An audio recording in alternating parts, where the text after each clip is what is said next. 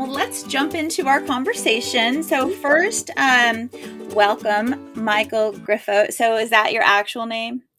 My actual name is Michael Griffo. Okay. I am writing the Bria Bartolucci mystery series under Michael Falco. Right. I have written the Ferrara family mystery series under J.D. Griffo. Right. I have some young adult supernatural as Michael Griffo. So if you go to Amazon and you type in Griffo Michael, you'll find me. Okay. All right. And Good, my good. website as well, so. Okay, so I like to start with a little bit about your origin story. So our topic today is going to be talking about agents. Do you need them? How to get them? What to look for? Just kind of that direction. But before we get there, I'd love to hear a little bit about your origin story. How did you get started in writing? And then specifically, cozy mysteries or, this type of lighter mystery. Happy murders, I like to call them. Oh, I like that. Happy Murders. Yeah. That's fun. That's fun. I have always written something. I've always been writing plays, short stories, whatever it might be. I think that's the case for a lot of writers. Before they even know that they want to try to write a book or embark on a potential writing career, they're doing it on their own. And that's what I did. The one piece of advice that I give to anyone: save what you write. I didn't, and it's such a sin because I have a lot. And I did used to write things for friends. Like I remember I gave my Aunt Marie, when she was unemployed, it was like the unemployed person's guide to life. And she passed away 2 years ago, and her daughter, she saved it. Oh, wow. So it was really sweet. So I have that, and I have a few other things, but I have plays. I remember I wrote a play when I was 11. Unexpected Company, about aliens who crash a birthday I party. saw that on your website, on your bio. Yeah. Yeah, and I don't know where it is. I don't know. I got an A on it. I just don't remember. And I do remember I wrote something about triplets, and it was a murder mystery, and my teacher thought I plagiarized it because she said it's too complex and too good. And I said, well, I'm a good writer. This is my 10th grade self. I can't remember that story other than the fact that it was one person, but they were identical triplets, and murder ensued. Um, so then I went to college. I was a journalism major. I never took a creative writing class. I don't know why. It's one of those things where I do think sometimes we can be our own worst enemy, in that if you don't seek advice or take advice, which can be the case when you're 17, 18, you're like, I know everything. Yeah. Um, so I didn't do it. I didn't do it. So Well, I I, don't think you missed much. I did. I took one creative writing class in college and I got a B minus. And I wrote a story about how I helped my roommate move the vehicle of her ex-boyfriend, who had wronged her, from one parking lot to another. He left his keys in the car, and she's like, let's play this prank on him. But I had to drive because she didn't know how to drive a manual, and I did.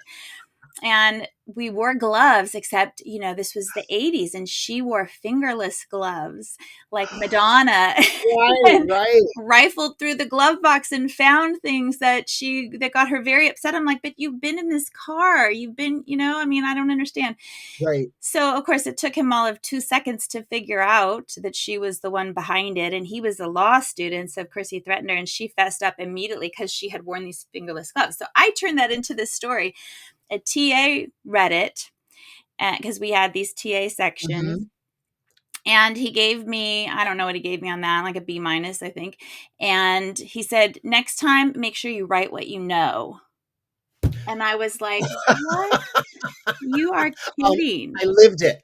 Yes. Yeah. And I was like, that's it. I'm never writing anything creative again. And I didn't for a long, long time, like 2 decades probably. Oh, wow. It's so weird, that phrase, write what you know. It just flies in the face of creative writing.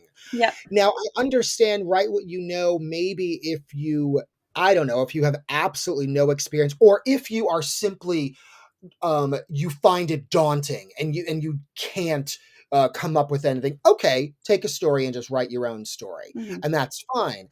But if you're a writer who has an idea and has the confidence to just do it without any worry of, oh, I must get this published because that'll cripple you, Mhm. just do it. It doesn't Yeah. matter. I mean, look at all the fantasy writers and horror writer God, I hope the horror writers aren't writing what they know. Right. The sci-fi. I mean, clearly that's the worst advice ever to write what Yeah, you know.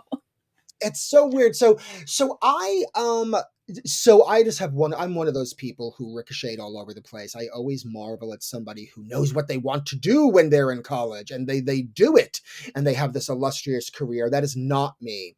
I worked at a magazine. And I was working at an ad agency actually, and then I decided to quit because I got a chance to be in the chorus of Hello Dolly in a community theater. Oh, fun. Exactly. So I quit my job and I did that. And then I did some acting, but I'm not a night person. So it was a little bit of an odd choice, but it's something I needed to do. And what I always say is I can speak in front of a crowd of thousands of people with no script and not be nervous. So that's what I learned by doing the acting. Mhm. But what I did was I was away in the summer at the Broadway Rose Theater in Tigard, Oregon. It's still around.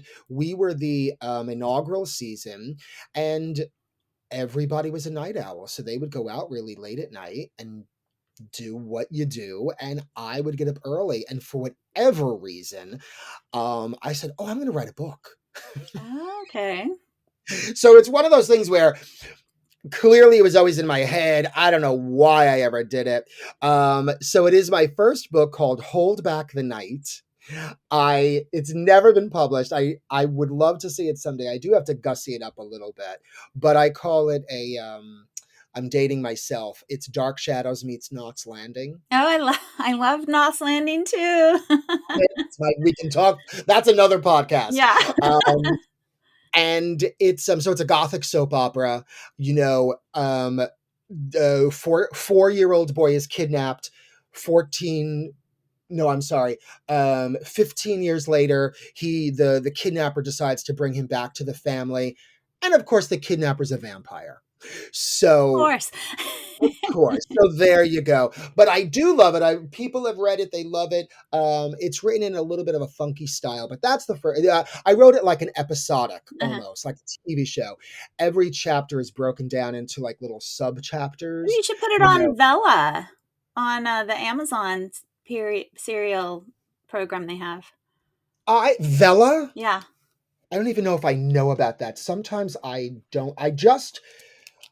That's a great idea. Thank you. I will look into that. I submitted something where I posted something at Wattpad. Mhm. So I did that. So I was thinking of doing it there, but Vela might be more appropriate if it's serialized because that's exactly what this is. Yeah. It's like I an old. haven't done it. I don't know a lot about it, but I do know people who have done it, and that's my understanding of it is that you release things sort of, as you're going or as, in chunks, and Oh, that's the whole purpose, and you get people waiting for the next installment. well, we were going to have to try that. Hold back the night, Yeah. people. You heard it here first. Okay. So, I like I said, I was writing some plays. I actually had some plays produced throughout the country. Nothing crazy, but I wrote some short plays. They won some competitions. I'm in a couple anthologies, and then I just transitioned over and decided, to write this book. And I let's see, what was I doing? I think I had an idea for a book and I was very cocky and I said, I'm only writing 5 chapters and that's it until I get an agent. Again, the ignorance, Uh-huh. you know. I was so ignorant, I didn't even know that when you had to write the outline, it was in prose. It was a narrative. It wasn't bullet point like you did in college. I didn't know any of that either. I did it all wrong out of the gate. Yep. So Completely. my first outline was nice bullet points, and I thought it was so great. Um, So I had this idea for a vampire, young adult supernatural. I sent it out, and I sent it. I was very lucky. I was very lucky. I sent it out to 7 agents. One took a bite. He's been my agent, Evan Marshall. It's great, and he sold it to Kensington Books, where it has been my literary home. So that's And the Ferrara family series? no, No? that's actually the Archangel Academy series. Oh, That okay. was the young adult supernatural vampires. Oh, okay, gotcha. Yeah, that's written under Michael Griffo. Unnatural, Unwelcome, Unafraid. Okay. I love those titles.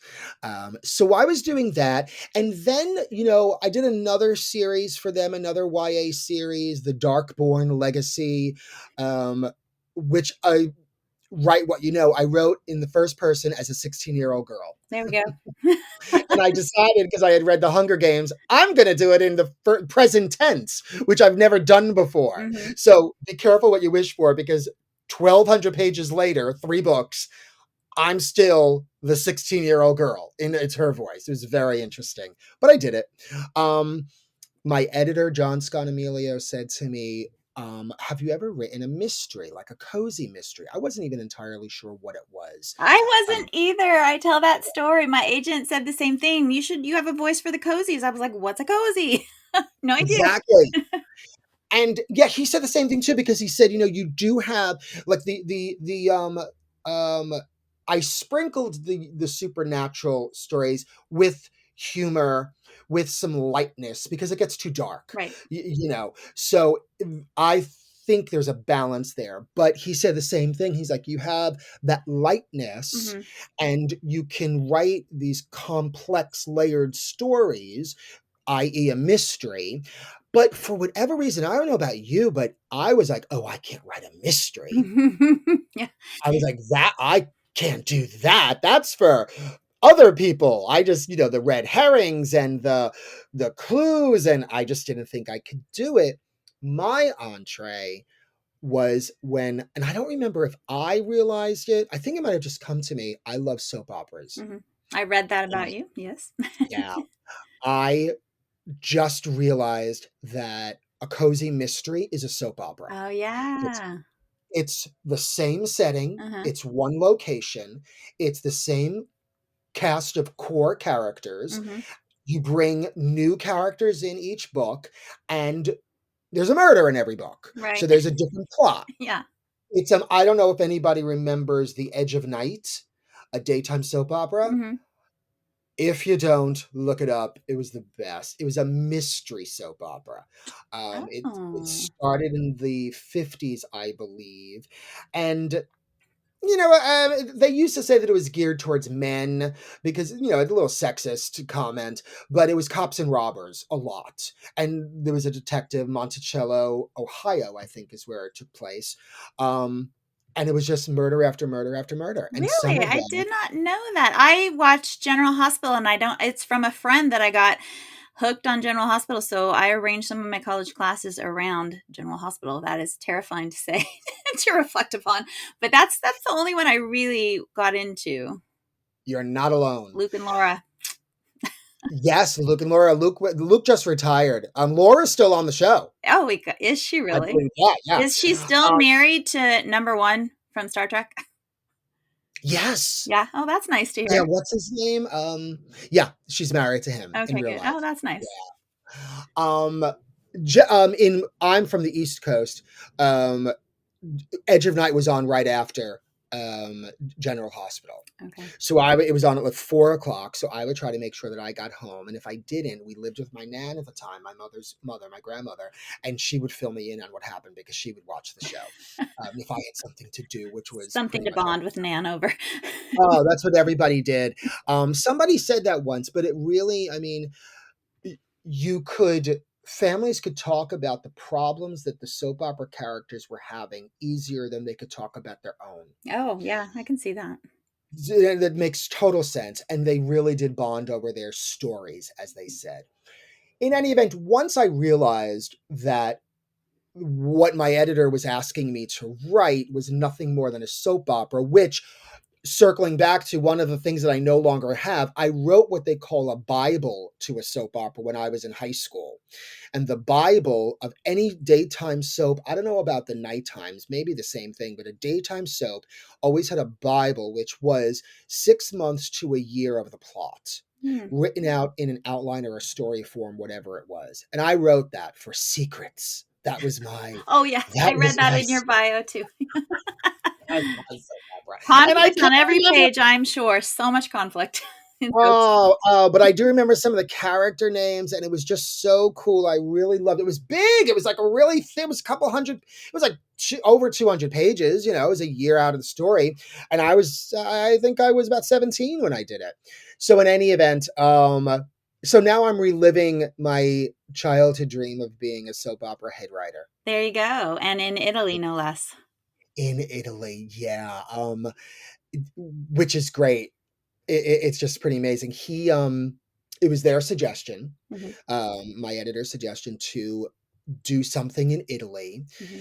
stemming from the Ferrara family cozy series. So the Ferraras were the first cozies I wrote. Hmm. Murder on Memory Lake and all of those. That's the first cozy. That takes place in New Jersey, in a real town called Tranquility, which is one of those things. I'm sure you do this. I was driving by antiquing and I saw this little sign for Tranquility to the right. And I'm like, oh, Like, great name. Gonna use it. Well, I did that. I didn't do that. I didn't do the swerve and let's find out until much later. But I'm like, oh, name. And as I'm yeah. driving, I'm like trying to write, Tranquility down on a notepad so I remember it. And what I created of Tranquility actually turned out to be very much of the town. It's a lakeside town, the sort of a throwback, not necessarily to like a Mayberry, but it is a small town in northern New Jersey in the antiquing area. So I wrote those, and it's Italian American women. I call it Golden Girls meets Nancy Drew because it's That's so three fun. old.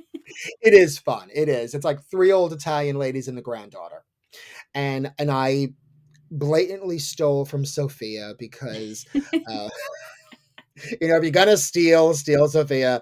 So Alberta Ferrara Scaglione, the protagonist, her older sister Helen is a former nun, and she's cranky.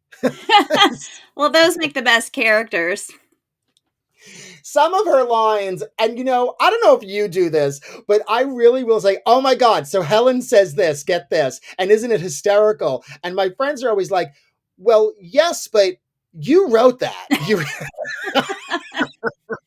And I'm like, well, yeah, but no. Helen wrote. She said it in my head. Right. I didn't write it. Anyway, so maybe that's the ego talking, but I really do think she's hilarious. So I think from that, a natural progression was let's go to Italy and do another series. So that's how that evolved. And what I wanted to do was the Ferrara family is a traditional cozy. It's light. It's a little over the top in the things that your protagonist does. Yeah.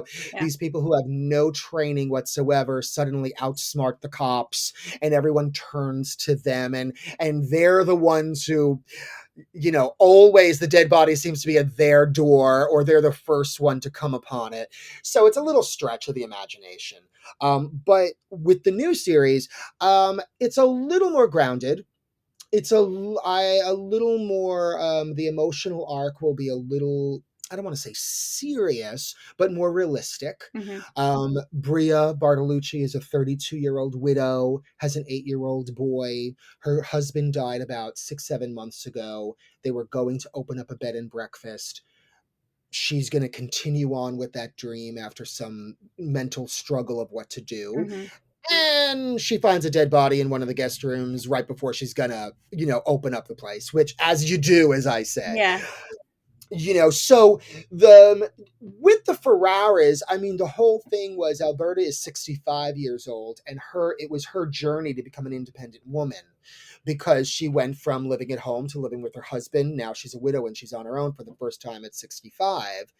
Bria, a little similar, but quite different, is alone without her husband, who she adored. Hmm. And what does she do?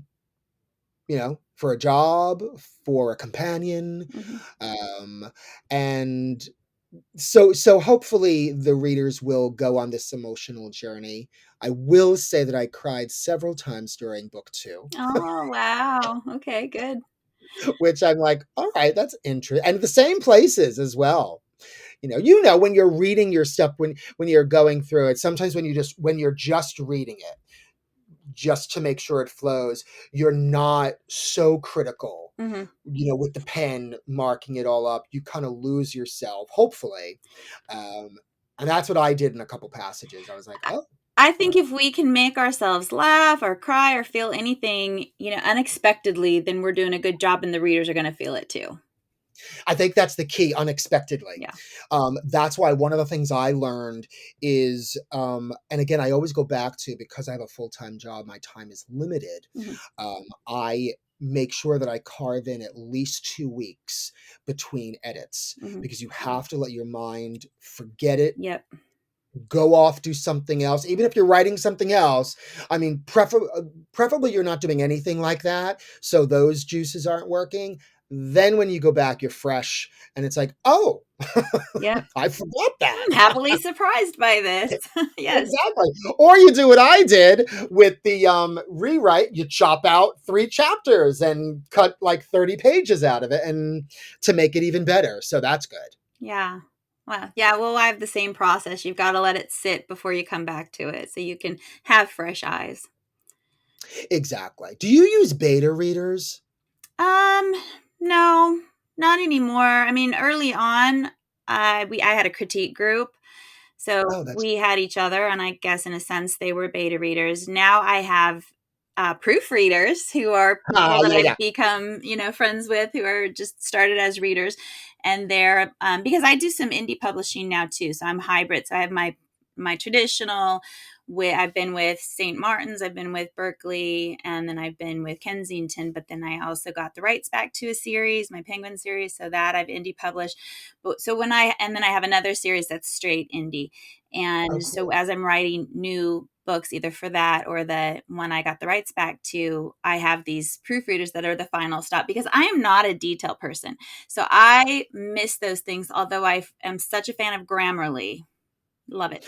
Oh, yeah. Yeah. But no, so no, to answer your question, not really beta readers to, test the mystery of the book itself, but just the proofreaders for that last stop. Oh, cool. No, I asked because I was at a Cozy Con, Kensington Cozy Con in South Carolina, and everybody was talking at the beta readers, and I was literally doing that fake smile because I had no idea what they were talking about. Oh, is this the Charleston where we met? That's where we met. Yeah, yeah, Okay. exactly. So I was like, beta readers, I have no idea what they're talking about. And I was just like, saying to myself, and then I realized I don't have a beta reader. No. I mean, yeah, I don't even think I didn't even hand it off to somebody. And again, I guess it was timing. I was just like, well, I own, it's my work. I have to stand behind it. If I don't think it's good, I'm not going to submit it. And I thought it was good enough, and I did. So I thought that was interesting that I didn't have that. I am very detailed. Mhm. I actually, over the pandemic, while I didn't have a lot to do at my job, I took a copy editing and proofreading class. I got a certificate. Oh, that was smart. Yeah, it's I was like, okay, well, if I lose my job and I need to do something from home, I sort of have these natural skills, Mhm. not really tested. So I took this as Pointers, Poynter, Pointers Institute, which I thought was really quite good, Mhm. reasonably priced, very, very thorough. It was all online, Mhm. which I kind of wanted a little more Zoom, but the way of the world is online. Mhm. There were people there who I could talk to, but I am that person. Like, I will always correct emails and for I folks. mean, I do that too, but I think with my own work, I get too close to it, and I Sure. know the story, so I just end up skipping over things into my head and missing those little mistakes. So, yeah, in that We sense. all do. But, interesting that you gravitated toward that as sort of a, potential side hustle or option Yeah. down the line, and I I do freelance editing, but I do developmental and line editing, and then newly branching into cover design. So those are my wheelhouse. Oh, And so it's wow. great that, we find our what we're good at and pursue that. Interesting. That's very interesting. I love the cover art. I love in your contract you get, I don't know about you, but I get a creative consultation. Means nothing. Yeah, right. Every I've even stopped offering suggestions because they do such a better job than I do. Yeah. They'll ask me, of course, for a summary of the plot so they could formulate something, but I love the cover of the new book, Murder in an Italian Village. It's Hmm. absolutely gorgeous. I blew it up into a little poster. There it Here is. it Yep, there is. it is. Yeah. It's just so beautiful. Yeah. Oh, and we get the Um, full. there you go. Yeah. Excellent. Excellent. Um, I even the natural, the young adult supernatural stuff, the cozy mysteries for the Ferraras, I love them all. Hmm. I love them all. Hmm. So I just let them do their thing and I just say, "Oh my god, you're magicians. Yeah. It's beautiful." Yeah, I pretty saw much. the Yeah, cover you for the get book. the cover proof, and they're like, "What do you think? What's your, any thoughts?" Doesn't matter. Doesn't Because matter. they're not going to Exactly. change a Does it thing. really matter? And nothing has ever been um I've never not liked a cover. Same. Yeah, I've always been So really happy with mine. yeah, I mean, I even like the font that they use. On all of them, they're all a little bit different and Hmm. they create, this little world among themselves. It's great. I love it. Yeah, they're good at what they do. They are. Mystery, this course is for you. Check it out. The link is in the show notes. So, I guess we should talk a little bit about the topic we were going to talk about, which is What was that? agents. What? So yeah, let's talk just for Yeah. a little bit about agents. Do you need them? How do you get them? What to look for? I told this story recently too. I When I was submitting, I think I probably had 25 or 30 rejections on my first novel with agents, and then at the same time, I got an offer from two. And one was a smaller boutique agency, and it was her agency. And then the other was an agent in a big agency. And I did not know a thing. And I listened to the advice of the people around me and the Romance Writers of America group, because that was the only organization that was near where I was. And everybody said, go with the big agency, go with that one. And it's hard for me to say I regret that decision because I'm happy with where I am right now. But in hindsight, I think it would have been smarter to go with the other, who was much more enthusiastic about my work, what I wrote as it was. The other agent wanted it to go more romance and less mystery. So I revised the mystery out of it, and she never could sell it. After a year, we parted ways. I went with somebody else, and not the other one, but somebody altogether Oh, different, and took it back to mystery, to what it was, because it had stopped being my book, right. and she sold it within 3 months. So, my big takeaway from that was to, number one, go with my gut, and number two, listen with a grain of salt to what people are telling you, because you have to look at their motives and their background and their, schema, and why they're telling you that, and if it's a valid, thought or reason. Spot on. It's exactly everything you said. I agree with. My background, just so you know, I am an agent, but for theatrical designers. So I represent the people who design the sets, costumes, lights, sound, and projections for Broadway shows, plays, and I didn't musicals. even know they had agents. Oh yeah, big time. It's a big. Everybody's got an agent. Everybody's got an agent. No matter if you do anything creative, anything at all creative, you got an agent, um, or anybody who has to have a contract negotiated. So I did. So I kind of fell into it. I was working in the business affairs department of a big agency. And segued into this role, so I have an understanding of that. I don't deal with writers, but it's basically the same world, and you are correct. The one thing to note, you need to have a special relationship with the agent directly, Hmm. but you also need to know what the agent's agency has to offer.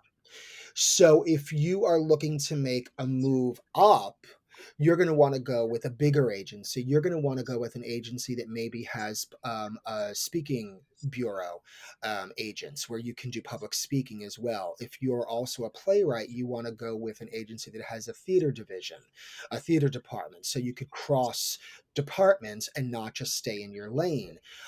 As Mhm. far as in the specific agent, you want somebody who believes in you, Yeah. who believes in your writing, and who believes in your career.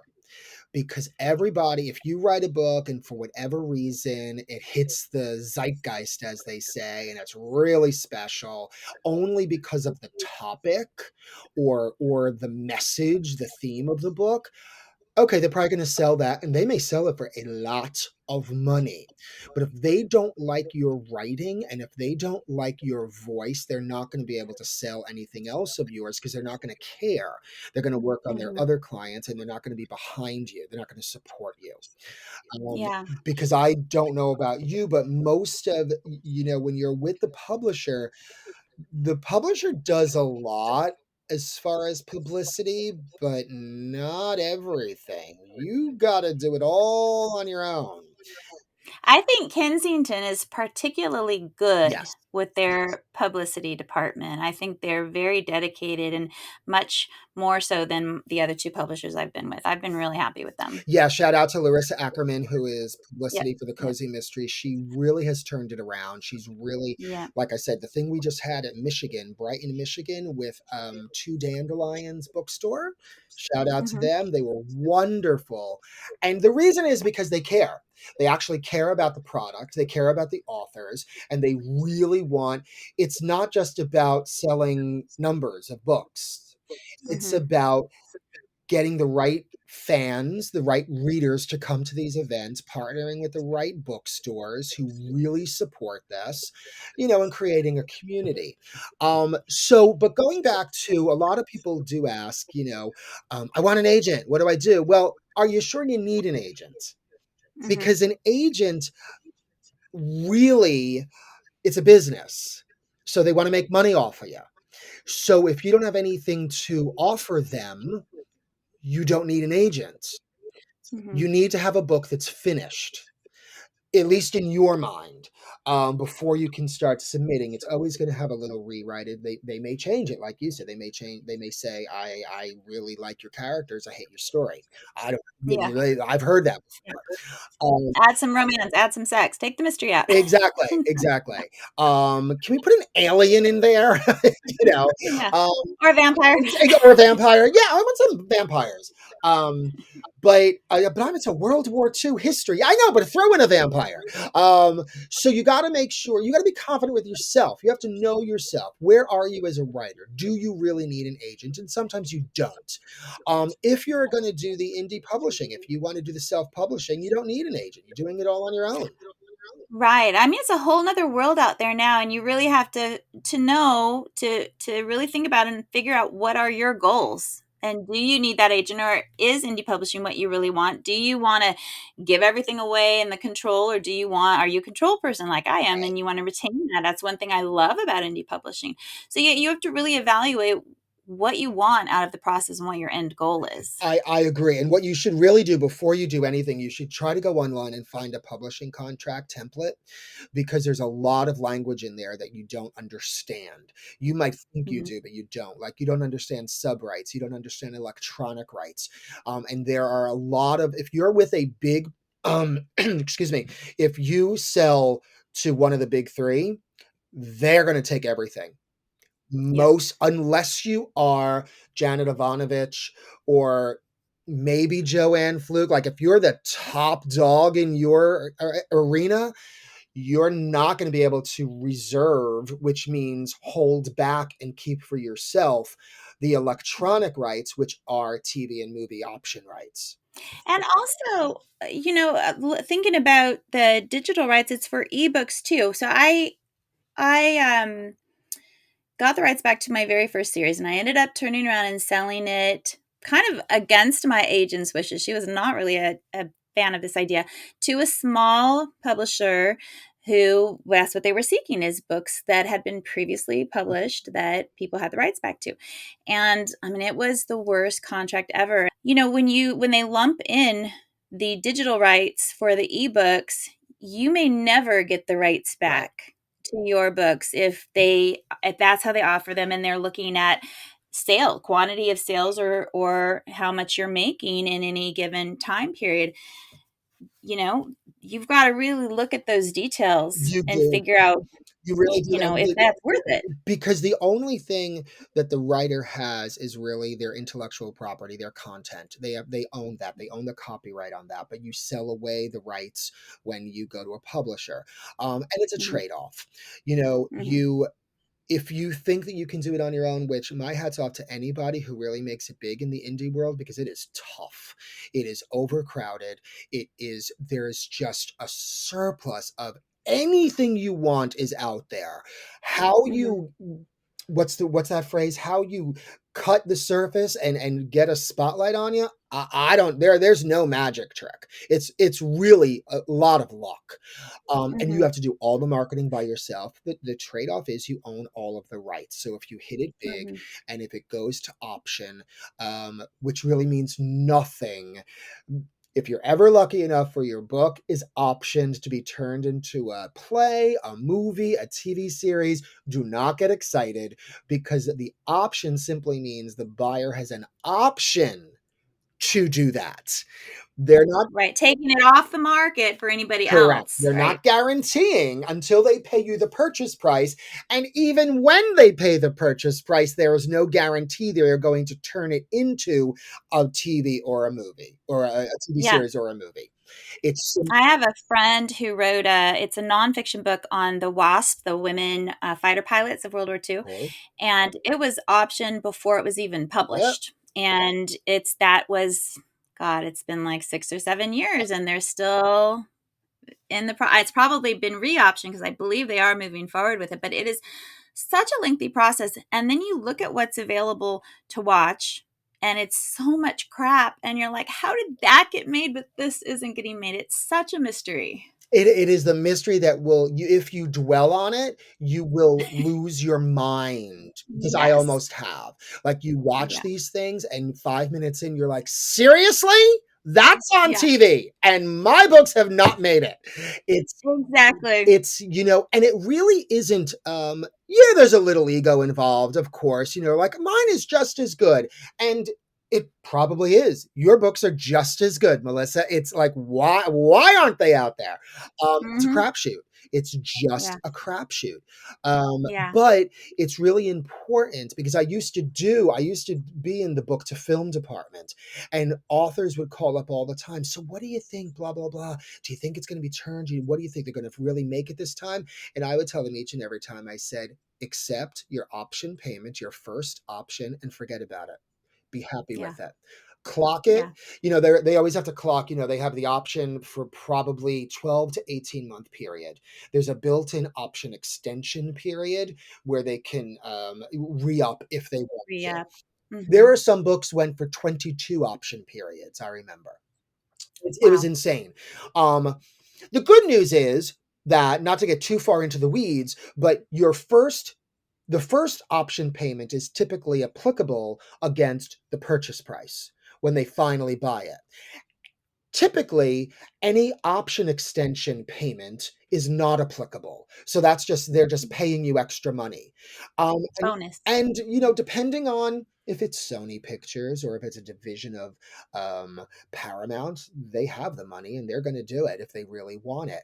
Um, Hmm. while they're doing the option, they're basically trying to find a screenwriter. They're looking at the scripts that come through. They're trying to get financing. They're trying to get an actor. All of that takes some time. So you Hmm. do need to be aware of it. Sometimes they'll ask you for a free extension if they have one actor, but they need another, if they have almost all their money.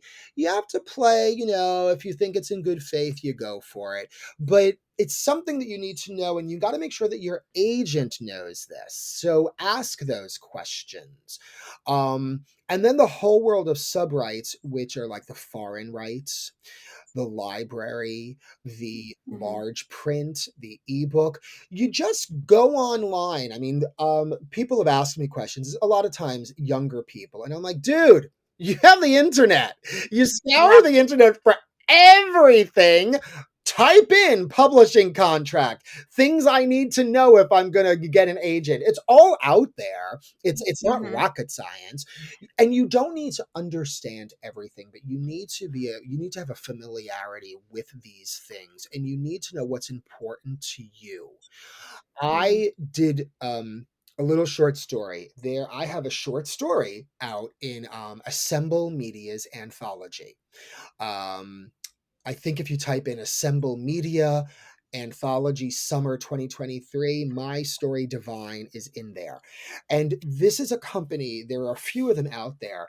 They commission writers to write short stories with the premise. The only premise is to get it turned into a full length novel, a film, or a TV series. And so you're writing pretty much to a C-level executive or a producer, and it's interesting. It was a fascinating journey for me. So the contract sucked. It was the worst. And I'm talking to the guy, and he's like, "You're asking really great questions." And I'm like, "Dude, I was an agent. Like, I know this Mhm. contract is horrible." I couldn't even get right of first refusal, which means, I'm the first person they Yeah. go to write the screenplay. I couldn't even get a script treatment. I couldn't even get that I'd be in the room to talk to the potential producers because I have no background as a screenwriter. It doesn't matter that I've written plays. It doesn't matter that I've written novels. I have first right of refusal to turn it into a novel if somebody wants it, which is great. Mhm. And you participate financially at some level, which is great. But I really wanted the opportunity to be there. So it was a leap of faith. They had reached out to me because there was an article that I wrote, literally how soap operas helped me write a cozy mystery with I Mhm. think it was a Dynasty, Joan Collins and Crystal Linda Evans on the cover, and Mhm. they saw that. They reached out to me because that's the type of story they wanted, which was really flattering.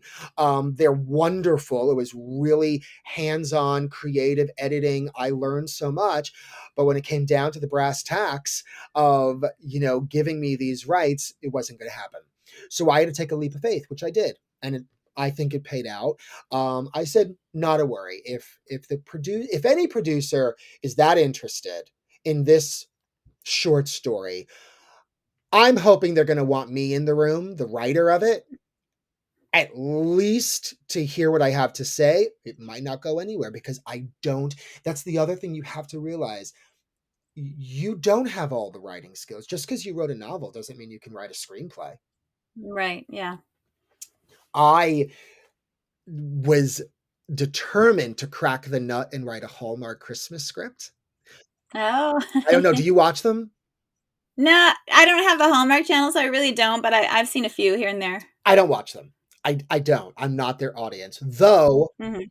I watch Young and the Restless every day, and some of the soap stars are on those things. So I watched it for that. Oh, But yeah. I was determined to write this thing, and I had a pen and paper, and I took notes while I was watching because they're very, very specific. And Oh, yeah. there are like 57 scenes in the show. It's every every right before every commercial break, it's what they call an act. So it's 9 acts. They're very specific with the hero's journey, using that Mhm. phrase, like where the heroine mainly, um, when does she meet the guy? When does she fall flat on her face? When does she have to rise up? When is all that stuff? It is very specific. I won't say that it's complicated, but there is a formula to it. Mhm. And Yeah. I'm very proud to say that I cracked the nut for that, and I did it. But I have a friend who's an agent. No one will. I can't even get anyone to read them. Huh. Yeah. What did I write? Hollywood holiday high school reunion. It writes itself. No, I'm Yeah. like, come on, what do you want? Nobody wants it. So it's just sobering, and it's a reality. They don't care. you don't have experience doing this, so it's going to take some time to break through and to be Mhm. noticed. So that's the other thing to bring to your agent. Find out what your agent does. Do they have connections in LA, in the film world, in the TV world? If those are your aspirations, if you want to be a screenwriter, it's totally different muscles. Go take a Mhm. class. You have to learn the basics because it is a formula, regardless of what you're writing. Unless you're just so creatively intuitive and you get it, God bless you. Um, Mhm. the other thing to really remember is the main difference between um, writing a screenplay and writing a play, and to an extent writing a novel. It's a work for hire. You own no rights on your screenplay. You submit it, the studio owns the copyright.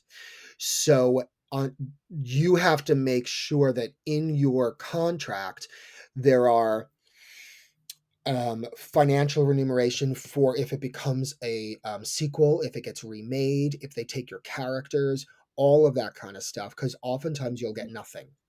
So you may not even get a credit if you write the script and they bring in a Mhm. script doctor who rewrites it. That person may get the script because it's all the Writers Guild of America rules. Isn't that I'm partially why Sue Grafton said she would never sell her books to be made into films because she didn't want to lose that control. She didn't want Kinsey Millhone to become something that she hadn't divined. 100%. She passed Mhm. away, right, Sue Grafton? Right. Yeah. She probably, I would be really surprised if her agent couldn't have negotiated something where she has creative control. Now, I mean, she was Mhm. never as big as J.K. Rowling, who had creative control. I mean, she Mhm. famously said that the actors had to be British. All of the Mhm. actors in her Right. films. I don't know what other. I honestly don't remember if she wrote the screenplay. I don't think she did. Um, Maybe she did, but she had a lot of control, as does somebody like a James Patterson, I believe, and I think Harley Copen, who went a different route and now has like this huge deal with Netflix. Again, I don't know Mhm. the specifics, of course, about his contract, but I would hazard to guess he has more than typical creative control. But yes, Mhm. exactly, because they'll just take that character and they will make it whatever they want. And Right. Right. unfortunately, what we've learned is, and I will ignorantly say that I'm a little shocked by this because I never really, as a guy, never focused in the way they treat women and female characters of fiction. It's abhorrent. It's really abhorrent. Um, so you have to be very protective. And it's the flip side. You're a new writer. You have no leverage. Mhm. You got no leverage. So what do? Maybe you take a gamble, let them have what it is, get as much input as you possibly can get, hope that it's successful. Now you have a track record. So your next deal is a little bit more in your favor. Hmm. That's Yeah, it's an interesting business. There's so many different arms to it or facets to it, and no one person is an expert in all of it, right? And so you're really dividing your trust amongst the people that you don't actually you know. don't know them. You have no idea. Um, and it is about the dollar. The Mhm. bottom line is the dollar. That is why series don't get continued. Mhm. Book series.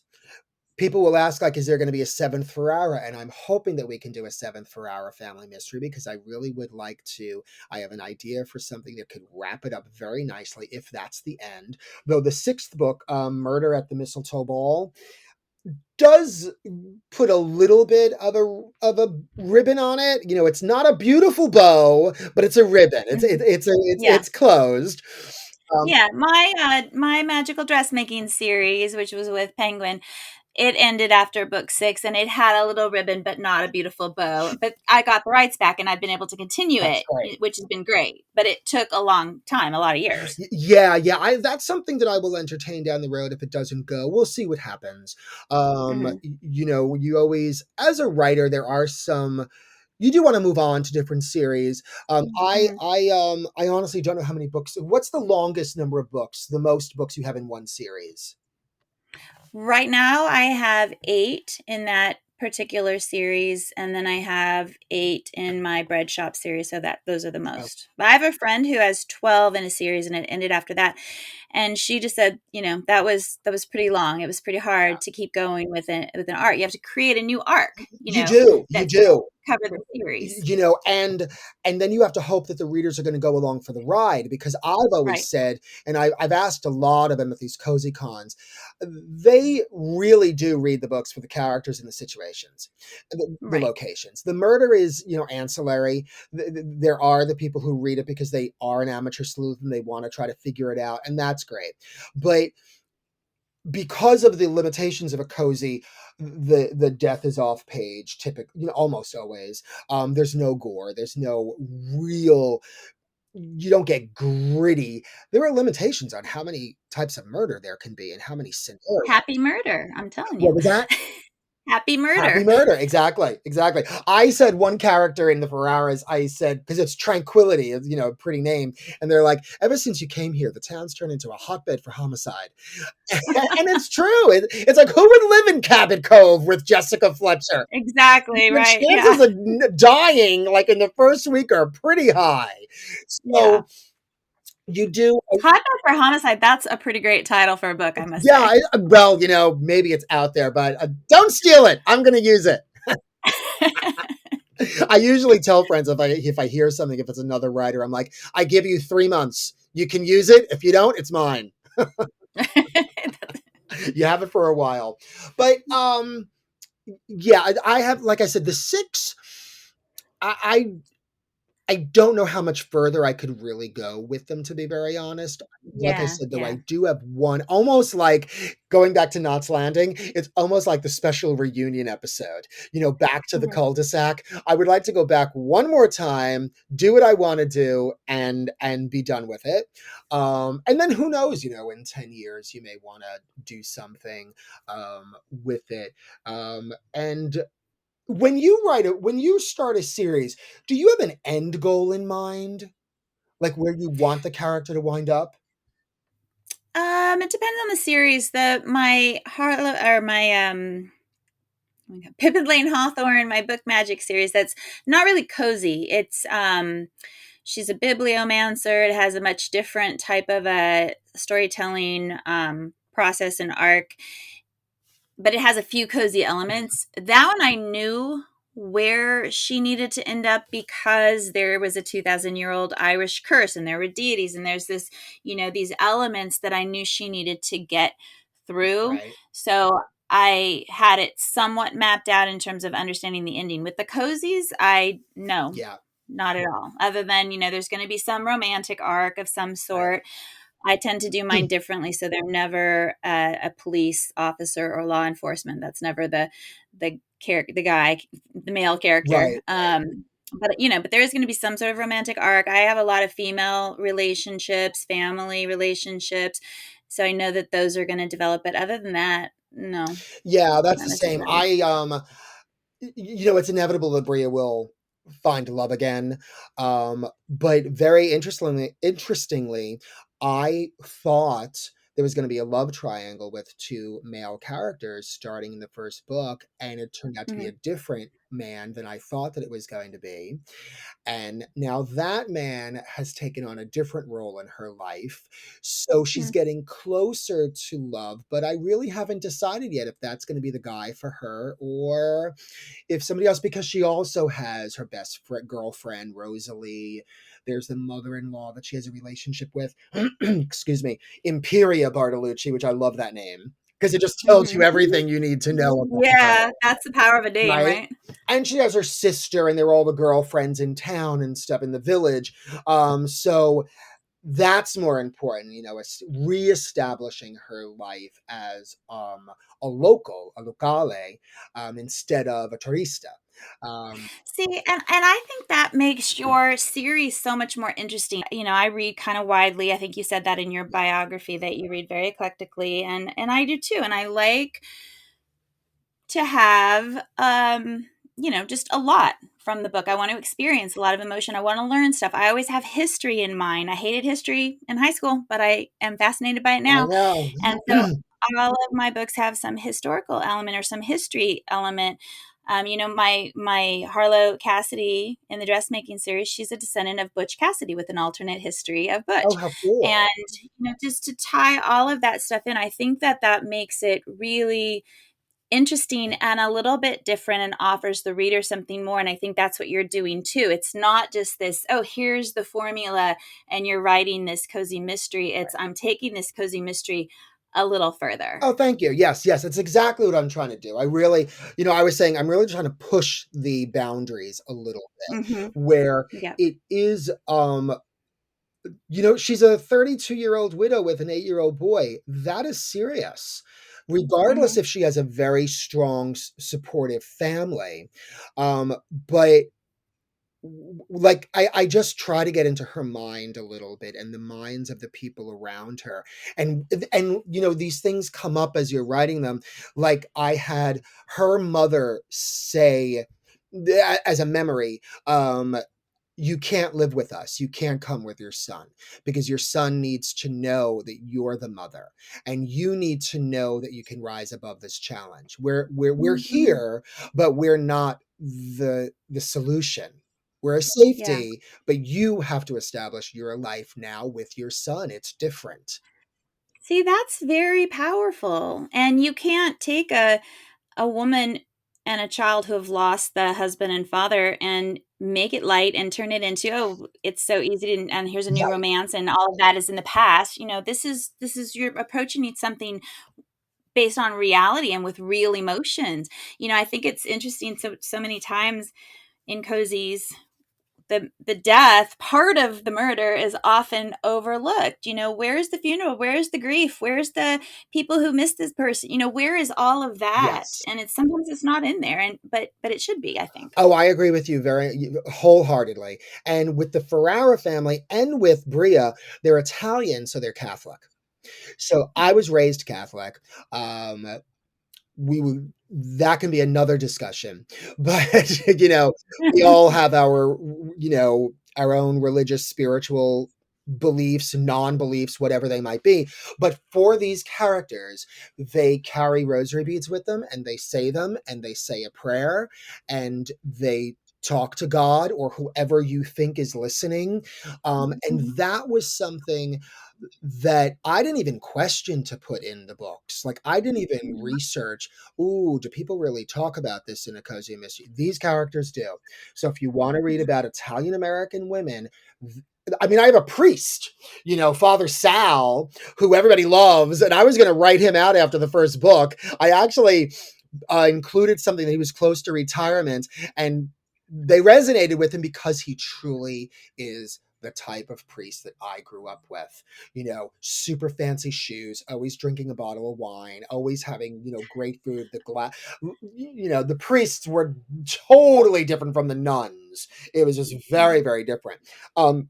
So Father Sal is sort of the nemesis of Helen, who used to be the nun. They have a love-hate relationship. Oh, But gotcha. Fun. I always said that Helen left the convent and nobody knew why, and she wouldn't talk about it. I didn't know why. In the fourth book, Murder at Veronica's Diner, it comes out why. And Father Sal is involved. And, you get these moments like, oh, that's good. That's a Yeah. good, solid, deeply emotional reason. It's not superficial. And it makes you look at the character. Oh, that's why she's the way she is. And to get more And is that something you feel like you could have created about her before you knew her? Because when no. I'm with my Murder in Devil's Cove, my book magic series that's on the Outer Banks with the Bibliomancer and the Irish Curse and all of that, I had a loose understanding of things I needed to happen, but I had so many aha moments Mhm. with each book. And the farther I got into the series, there's 4 books in that series and it's complete. I would do a little research and then dig a little deeper and I'd be in this rabbit hole. But then it was like explosion, like, oh my God, I could never in 1,000 years have planned that ahead of time. Agree, agree. It was an aha moment with Helen. Mhm. There was an aha moment with Carmela because the Aunt Carmela dies at the we don't even know her really. She's the one, that's how Alberta inherits the house and all the money. But in Mhm. true Italian fashion, she can't give any of the money away for a year because the Italian, well, I don't know about Italians, but any family person, they're gonna be like, oh, I inherited 3 million. Okay, 50,000 goes to my niece Jennifer. They give it away, and Carmela stipulated that she couldn't give anything away, and I had no idea why she had all this money or why she left it to Alberta until book three, Murder at Icicle Mhm. Lodge. So each book, the plot that percolated and then started circulating in my head opened up these little doors to the Yeah. characters' souls, hearts, whatever you believe they have. And I learned more about them. And, when you're writing, when you say that you have a 65-year-old widow who did not have a great marriage, there's sadness there. Mhm. There's He wasn't horrible. It wasn't a horrible life by any means. She's estranged from her daughter, Lisa Marie, for a good 10 years. And I don't address that. It's just the dark cloud. So you have this really great. So again, going back to what you said, it can't all be sunshine and light because I'm creating this character who hasn't talked to her daughter in 10 years. That's huge. Mhm. And Yeah. I can easily see a mother saying, horrible. I would never do that. You don't know. Mhm. Your daughter may just not want to talk to you. Or Yeah, whatever. it might not be up to you. Exactly. So I had to Yeah. add that in. And you can't do it word for word. It can't be on every page. But at points through the book, and I think there's a very, and I glossed over it on the first draft of Murder in an Italian Cafe, the second book. There's a moment, just like you said, um, you speed over the real life moments. Mhm. And I was like, "Oh my word." And then when I went into it, I was like, "Wow, that is very real." And I'm very curious how um, primarily women will respond to the moment. Um, because it's a See, female moment. yeah, and I think that those are the things, those are the moments, and those are the things that we tackle that elevate a book beyond the genre that it's in, Mhm. and we're doing more, not to build ourselves up, but we're doing more You than just can. pumping out Oh, books, right? absolutely. And that was one of the reasons I'm like, I really have no interest in churning out just one mystery after the other after the other. Right. Especially with the limitations, there's only so much you can do. It's very, very Mhm. restrictive. For me, and I think for you as well, it's the character, deepening of the Mhm. character. How can we really make this an emotional roller coaster? How can we really make this exciting for the reader and Mhm. um, tap into those moments that, oh, I've never read this in a cozy mystery before. How Right. Right. interesting. And Yeah. you might broaden your readers, your the scope of who wants to read the book. Um, Mhm. and all that being said, the traditional cozy mystery, they're great. It's a Mhm. certain type of book, um, Mhm. and sometimes you just want, some steak with your chicken. Yeah, and I mean, there's millions of readers out there, and not every book is going to appeal to every reader. I tried to do the quick turnaround because I had so many friends that were making it, great money in indie, and I'm like, here I am, plodding along without the big paycheck, Right. and I'm like, well, I can do that. I can do that. No, I can't do Yeah. that. I that is not the way my brain works. Right. It is not the way I want to write. Is not, and nothing against the books that other people are writing. It's Absolutely. just not what I do, and Correct. I'm not able to do that. My books are different Different. than, I mean, they're just different. There might be crossover readers Sure, for sure. sure, but they're different. It's like, to entertain versus to entertain plus, explore something Right, emotionally or some depth in relationships or, whatever it right. is. So it's just you have to know what your goal is and what you want to write and how you want to reach readers and how you want to touch readers too. Yeah, it's like everything else. Every step of the way, everybody wants to make a lot of money. We really do. It's the world. Mhm. Because if you don't make the money, you can't continue doing what you're doing. There's a Exactly. reason I'm not a full-time writer at the moment because I would like to have a paycheck. But it goes back to you have to know what you want to do. And Mhm. I I lost my train of thought because I got a little too excited. I was And going to say I think something. that enjoying what you do too, because if you stop enjoying it, like for me, that was not an enjoyable process to try and just write a book for the sake of Oh, writing a book absolutely. versus exploring characters and exploring this, dynamic that I've created or this history that I've thrown at whatever it is, I have to enjoy the process. And when you stop enjoying the process, I mean, you shouldn't be doing it. I was a public school teacher. How many teachers out there seem to really hate kids? And I'm like, well, why are you a teacher? It's a When you stop hard job. liking what you do, you shouldn't do it anymore. I agree. That's a tough job. What I was going to say was when you're starting to write, what you really need to understand, it is a solitary endeavor. You are on your own. You do all of this, yeah, you can have a writing group if you want, if you have the time in your week or your month, but you are doing it alone. So if you Right. don't have the joy of it and the love for it and just the passion to do it without the paycheck in the beginning, then you're never going to do it. Because I will be editing a book and I'm like, oh my God, this is a big, it's like 350 pages. It's a lot of, Mhm. that's a lot of words. And I just clocked, I looked at how many words and 96,000 words. Ooh, wow, that's pretty Yeah, hefty.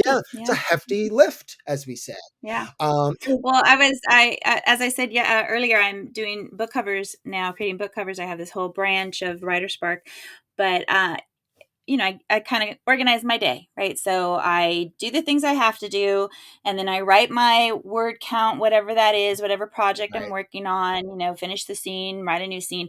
And then I get to do the other fun stuff that right now that's covers. But I was working last night on a cover and it was, I don't know, 9:30. My son, who's home for the year, came in from work and he's like, you're just always working. You probably work like 14, 15 hours a day. And I was thinking, yeah, but I love Love it, it. but I love every part of it I love. And I'm like, yeah, but I'm just making a cover here. Exactly. But he's like, you're working. But, and that's what it is a very, you don't just write it and send it and let somebody like the magical book elves, create it all for you. It doesn't work Right, that right. way.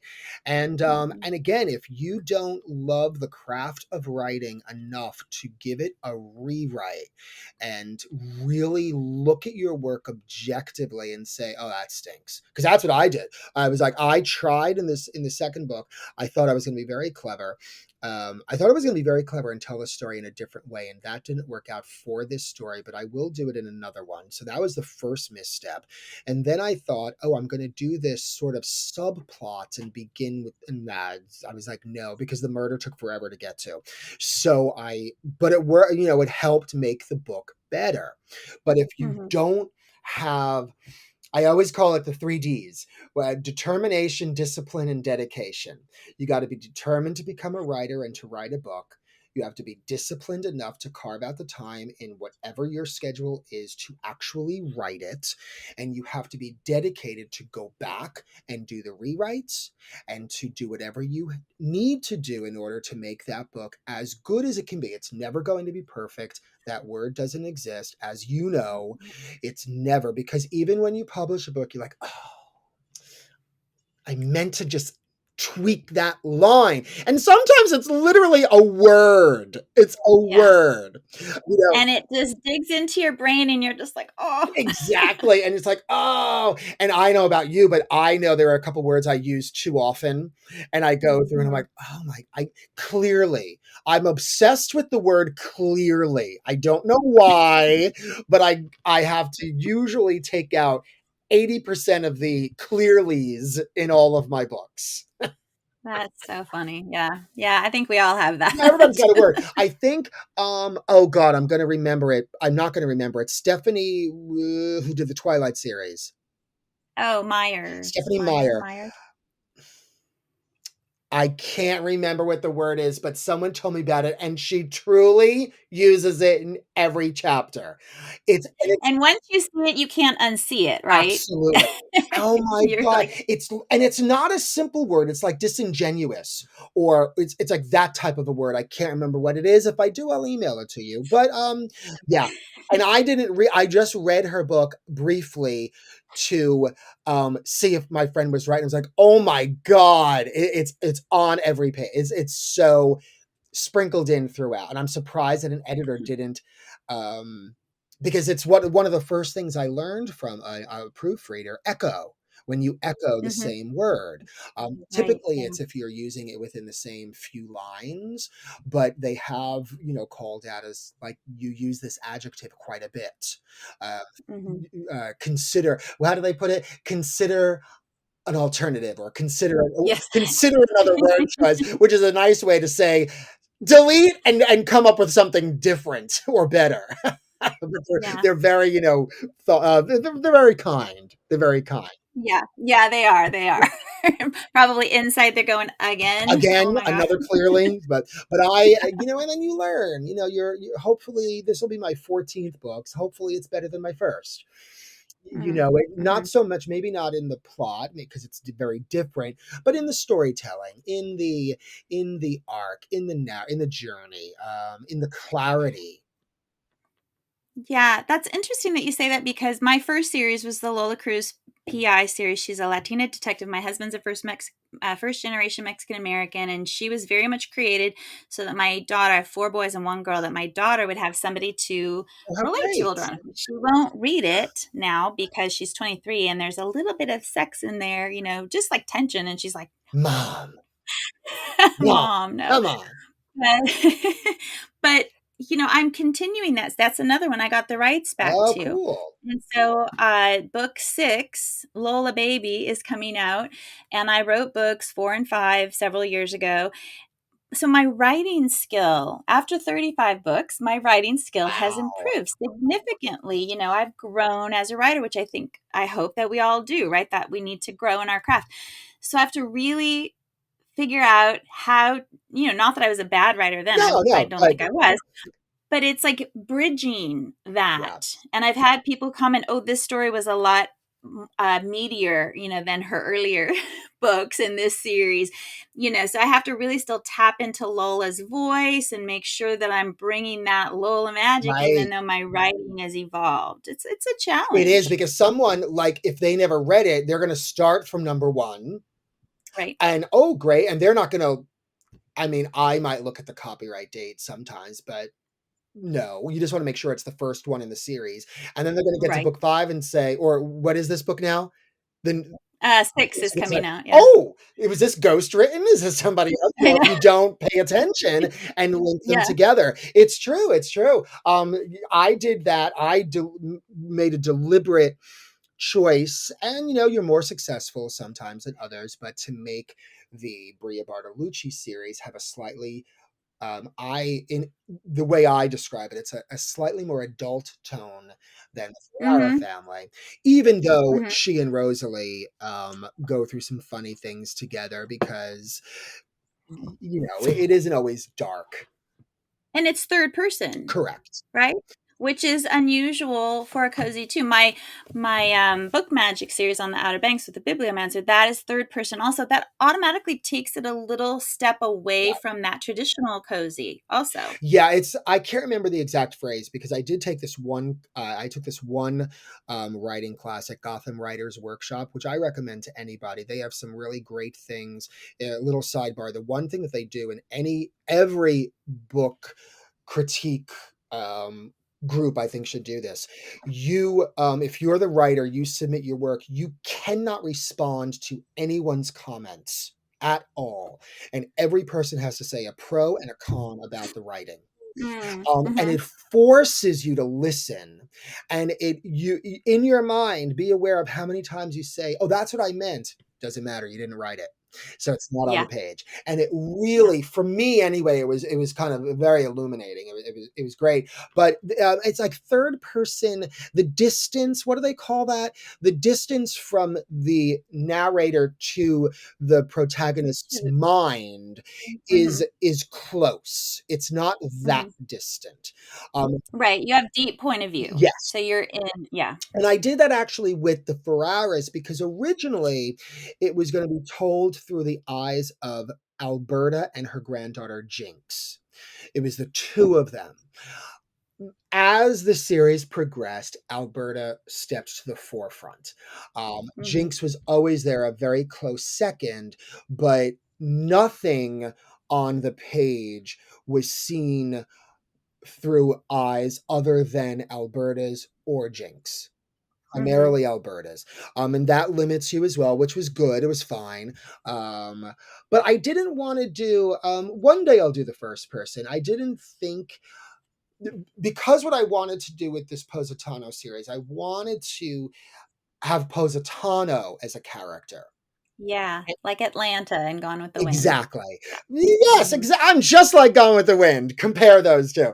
Um, so I wanted to step back and I really wanted to be able to include, like you do, the history of Positano, the Hmm. locations, almost let the geography speak for itself. And you could do that as a first person, of course, but then it becomes a little bit like a history class because that Yeah. person has to tell you everything.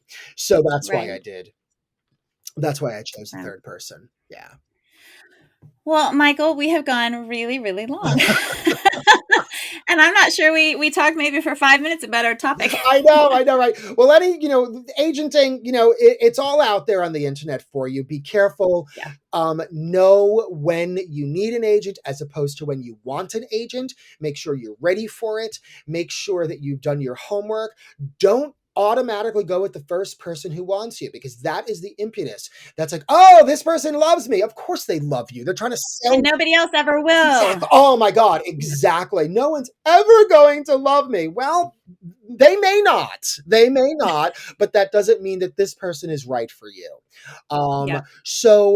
And then you could always do a trial basis. You could always do, let's see how this works out. Mhm. I don't know about you, but I never signed anything formal with them. Oh, a few other tips.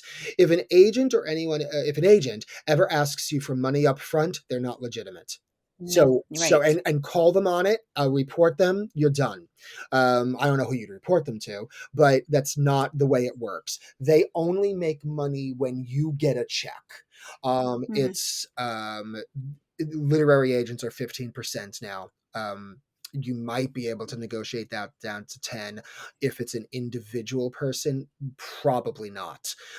Mhm. And the reason, That's the industry yeah, standard. it's Yeah. industry standard, and it's because they're getting, you're not paying for the proofreader, you're not paying for the copy editor, you're not paying for the artwork, because they have a link to the publisher, they've sold it, so it kind of works Mhm. out in the wash. Um, but you got to make sure that they're negotiating the contract, and always don't just accept what they've done. If they say it's ready for signature, and you don't see a red line, and you don't see markups, and you don't see what they've added to it, you get on the phone, you go through the contract, read it yourself, even if you don't understand it. The first Mhm. couple times, have a lawyer friend who's going to do it for free. Have a friend who's a real estate person who's done a negotiation, who's seen a contract, anybody that you can get to actually Mhm. look at it, because you don't know. That agent may be really bad at negotiating and may simply accept the first thing that comes through. Right, And right. okay, yeah, someone's offering you money for your book. That's wonderful. That's really great. You might be able to get 5,000 more, 2,000 Mhm. more. You might be able to, you want to know, what are the holdback?